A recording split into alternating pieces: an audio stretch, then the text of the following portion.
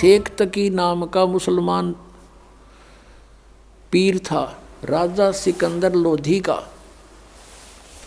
दिल्ली का बादशाह एक सिकंदर लोधी राजा हुआ है।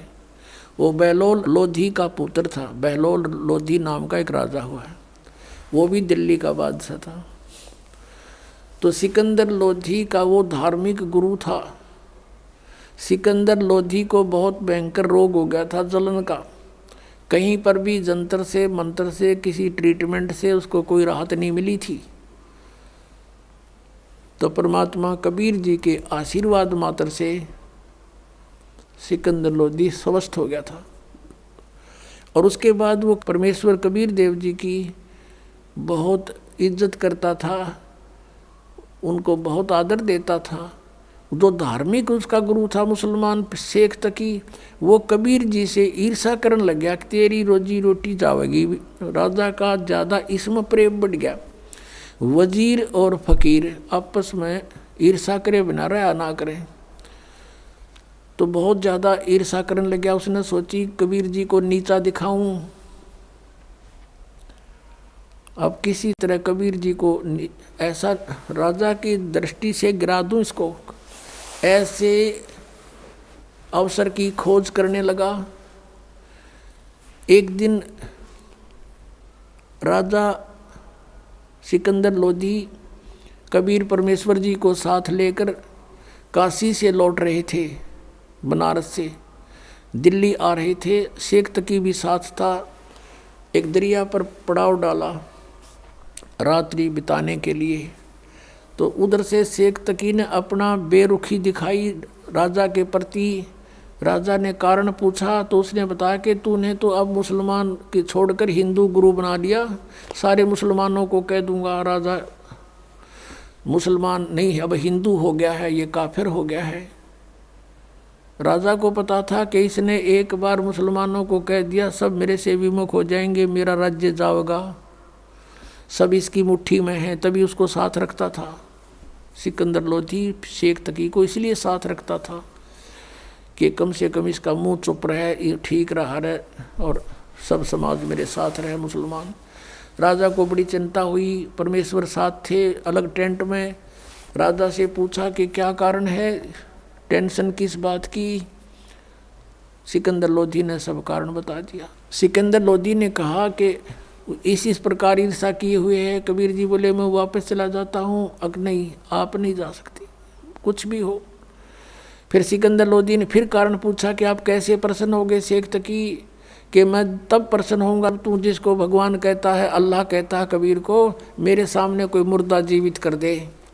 क्योंकि सिकंदर लोधी ने स्वामी रामानंद जी जो कबीर परमेश्वर जी के गुरुजी थे, उन्होंने कोई ऐसा अपशब्द कह दिया था मुसलमानों के बारे में सिकंदर लोधी को रामानंद जी ने। तो सिकंदर लोधी ने रामानंद जी की गर्दन काट दी थी। और वैसे लोगों की दृष्टि में, संसार की दृष्टि में तो कबीर जी के गुरुजी थे रामानंद, लेकिन रामानंद मानते थे कबीर जी को गुरुजी अपने हृदय से, लेकिन एक मर्यादा बनाए रखने के लिए वो गुरुजी बने हुए थे। तो सिकंदर लोधी ने जब गर्दन काट दी तो कबीर परमेश्वर जी ने स्वामी रामानंद जी को तुरंत जीवित कर दिया था वही सिकंदर लोधी के सामने। एक तो वो देखा अपनी आंखों के सामने भगवान की लीला, और फिर अपना जलन का रोग उसका ठीक हो गया। इस कारण से वो इतना प्रभावित हो गया था। और शेख तकी को भी उसने आकर ये बताया था, हे पीर जी, ये तो अल्लाह का रूप आए हुए हैं, मेरा दर्द ठीक हो गया, सारा रोग नाश हो गया। और ऐसे ऐसे इस रामानंद जी स्वामी ने हमारे मुसलमान धर्म के बारे में कुछ गलत बोला था और मैंने इसकी गर्दन काट दी, मेरे सामने जीवित कर दी।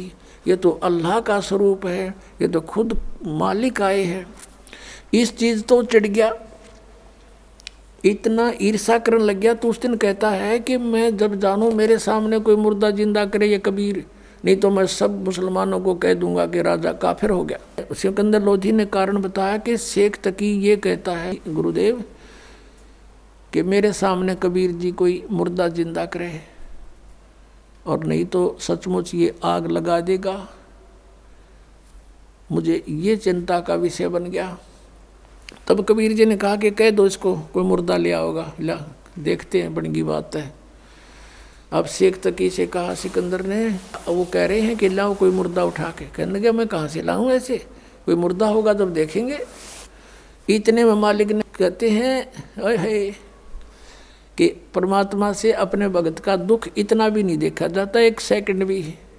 कुछ ही मिनटों के बाद क्या देखते हैं कि एक लड़का मरा हुआ, मृत्यु के पश्चात जल प्रवाह कर दिया गया था। अंतिम संस्कार कुछ कबीले ऐसे हैं वो सवाह नहीं करते, ना जमीन में गाड़ते, वो जल प्रवाह कर देते हैं। वो लड़का अपना समय पूरा करके जल प्रवाह कर दिया था, मृत्यु हो गई थी, वो बहता हुआ आ रहा था। किसी ने बता दिया कि वो आ गया मुर्दा, वो आ गया मुर्दा। उसी समय सब इकट्ठे हो गए। तो परमात्मा ने कहा कबीर जी ने कि शेख तकी अब तू ट्राई कर ले, कदे बाद में नंबर बनावे। कहता मैं भी कबीर क्या ज़्यादा जानता है। तो शेख तकी लगा फूँ फाँ करने। उसने सोचा मैं कर दूँ तो मेरा नंबर बन गया।